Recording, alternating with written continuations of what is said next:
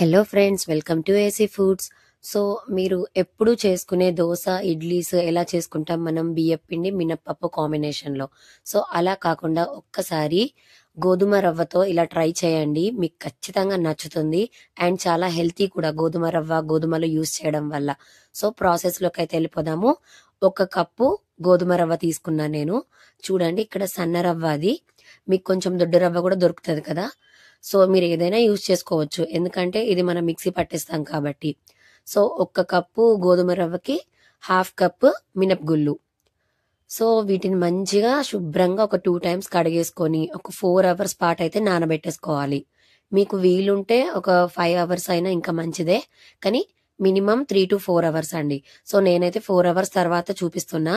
So మంచిగా అదంతా water పీల్చేసుకొని మంచిగా నానిపోయింది రవ్వ అండ్ మినప్పప్పు.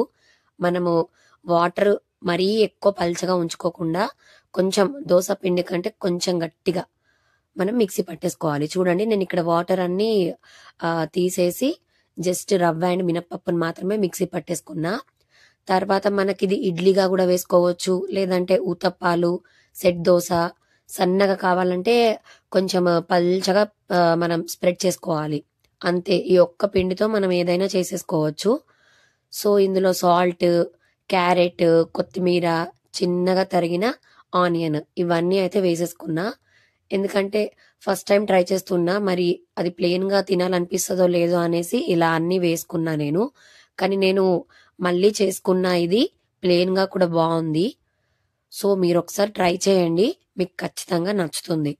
అండ్ ఇది చిన్న పిల్లలకైతే ఇంకా చాలా హెల్దీ అండి, ఎందుకంటే నాకు మా చిన్నోడు ఉన్నాడు కదా మిక్కీ, సో వాడైతే ఎంతో ఇష్టంగా తిన్నాడు. అండ్ ఇందులో కొంచెము స్పైసెస్ కూడా ఉండాలనేసి ఉప్పు అండ్ చిల్లీ ఫ్లేక్స్ అయితే వేసుకున్నా నేను.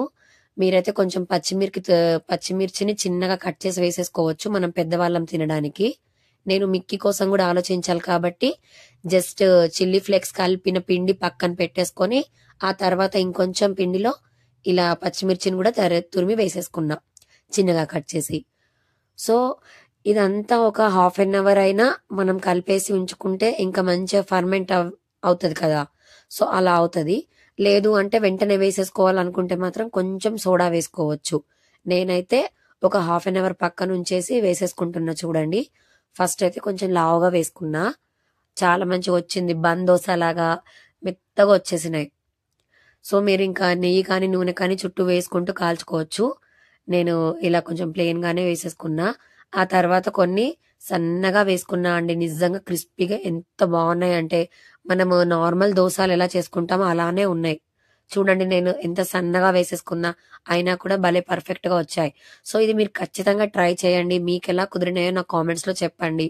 అండ్ ఇంకే రెసిపీస్ నేను ట్రై చేయాలనుకుంటున్నారో అవి కూడా నాకు సజెస్ట్ చేస్తూ ఉండండి కామెంట్స్ లో. మొత్తానికి దోశలు అయితే చాలా అంటే చాలా బాగా వచ్చినాయి. అల్లం చట్నీతో, పల్లి చట్నీతో సూపర్ టేస్ట్ అసలు. సో రెసిపీ నచ్చితే లైక్ చేయండి, షేర్ చేయండి, కామెంట్స్ చేయండి. అండ్ మన ఛానల్ ని కొత్తగా చూసే వాళ్ళు సబ్స్క్రైబ్ చేసుకోండి. Thank you.